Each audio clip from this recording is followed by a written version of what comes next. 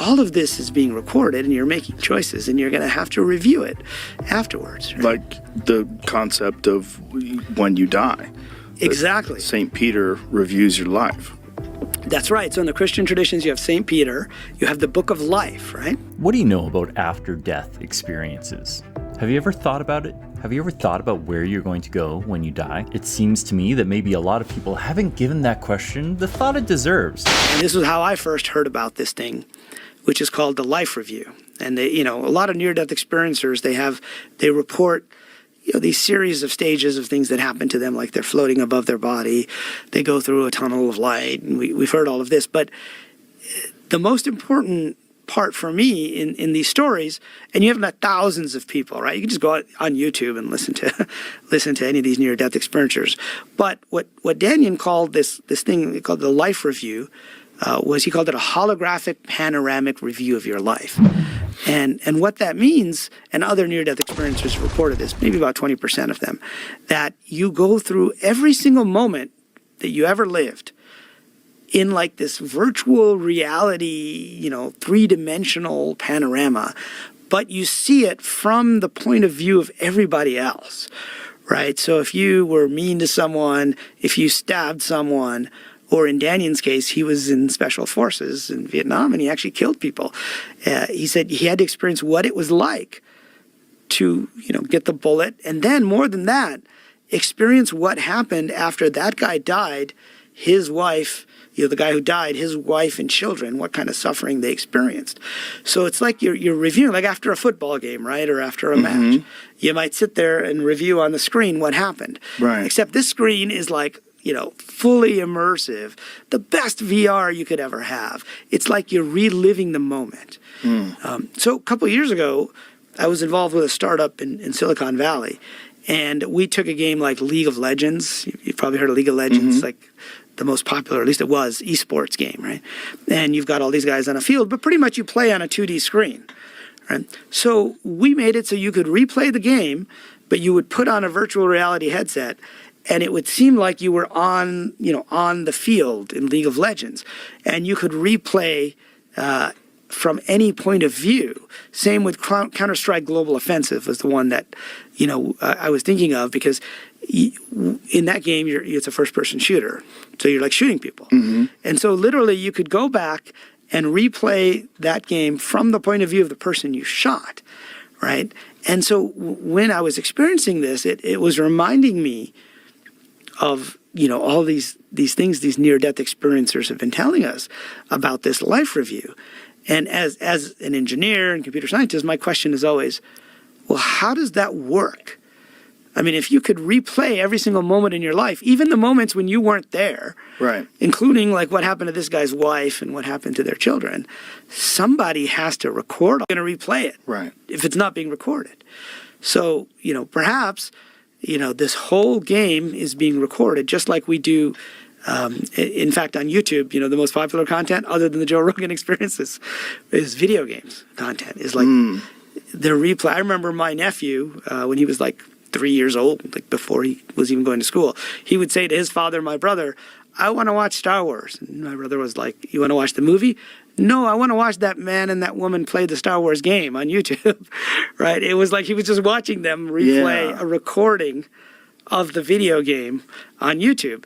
And so this life review thing, which is at the crux of near-death experiences, I think gives us a clue, and an interesting clue, which ties back to your question to me, which is how do you go, how do you live with this stuff? And I say, well, what if all of this is being recorded and you're making choices and you're going to have to review it afterwards? Right? Like the concept of when you die.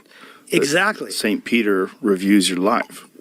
That's right. So in the Christian traditions, you have St. Peter, you have the Book of Life, right? Which, theoretically, depending on who you ask, the recording angel has written down, whether you get into heaven or not by reviewing your life. Well, it turns out in the Islamic traditions, they get much more explicit about what that is. They call it the Scroll of Deeds. Okay, now, of course, remember, 2,000 years ago, they had to call it something people would understand. The Scroll of Deeds, there's two angels. And you've probably seen, like, in the movies, in the animated movies, they'll have, like, the angel and the devil. That comes out of the Islamic traditions, right? And so there's these two angels, they're called the Kiraman Kitabin, and they're sitting down and writing down. One's writing down all your good deeds, and one's writing down all your bad deeds. And what it says in the tradition, and when I delve into these different traditions, it's not so much to say, okay, this religion is right and that one isn't, but to say what's in common across all these religions. Because that part is probably right. If these guys are coming to that independently, all the other stuff, maybe, I won't criticize for you believing the other stuff. That's up to you.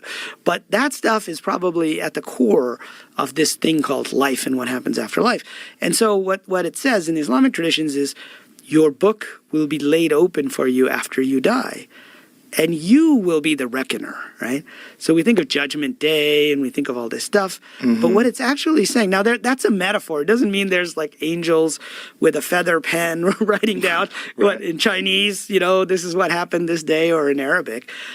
The only thing that makes sense is you would basically just record the entire 3D scene and you would play it back for yourself, which is exactly what near-death experiencers describe when they talk about the life review. It's like this. They're sitting there, there's a screen, and then suddenly they get pulled into the screen and they replay all of this stuff. And there's usually an angel, or they might call him God, or they might say it's Jesus, or they might say it's a being of light. Different experiencers say different things.